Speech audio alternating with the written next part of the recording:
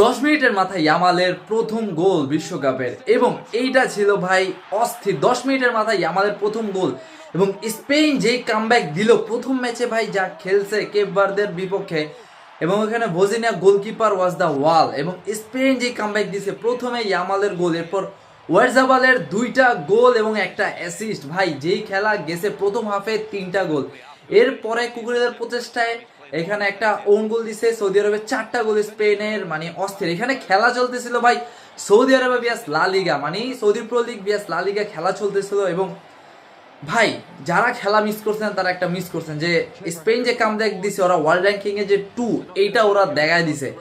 এবং আমি যা দেখলাম ভাই, ফারেন টরেস যদি মিস না করতো আরো মনে হয় গোল আরো বেশি হইতো, এবং স্পেনের গোল ভাই লিটারেলি 10টার কাছাকাছি হইতো। যারা ফুল ম্যাচটা দেখছেন তারা আমার কথাটা বুঝতেছেন। এবং ভাই যারা বলতেছিলেন যে স্পেন শেষ, না ভাই স্পেন শেষ হয় নাই, ব্রাজিলও শেষ হয় নাই।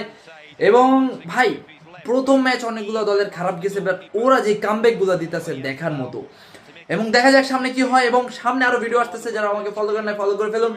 এবং স্পেনের ফ্যান কারা কারা আছেন, লালিগার ফ্যান কারা কারা আছেন আমাকে জানাবে। এবং সৌদি প্রো লিগে জাস্ট ফরেন প্লেয়ারদের উপরে কাজ করতেছে, তাদের নিজেদের প্লেয়ারদের উপর কাজ করা দরকার, যেহেতু 2034-এর ওয়ার্ল্ড কাপটা হবে সৌদি আরবে। আই হোপ 8 বছর ওরা আরো ভালো করবে।